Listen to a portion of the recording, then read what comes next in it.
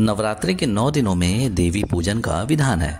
9 दिनों तक देवी के 9 स्वरूपों की पूजा की जाती है। नवरात्रि की पूजा कन्या पूजन के बगैर अधूरी मानी जाती है।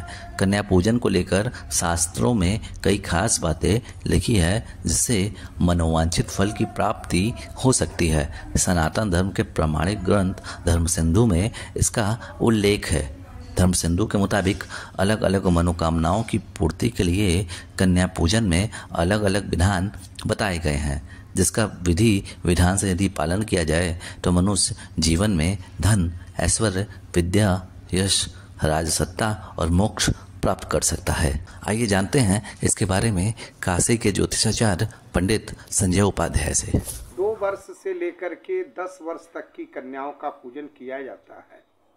उनका शास्त्र में धर्म सिंधु जैसे शास्त्र में नाम दिया गया, मैं बतला देता हूँ।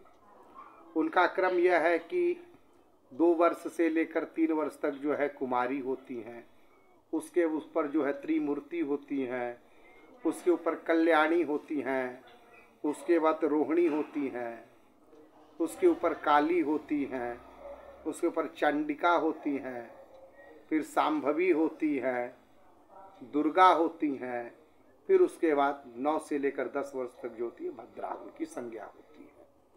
ये 9 देवियों के जो है नाम है। कामना के हिसाब से जो है किसी को विद्या या यश चाहिए तो ब्राह्मणी कन्या को बुला करके वह भोजन कराए। कोई धन चाहता है तो वह वैश्य की कन्या को बुलाकर भोजन कराए।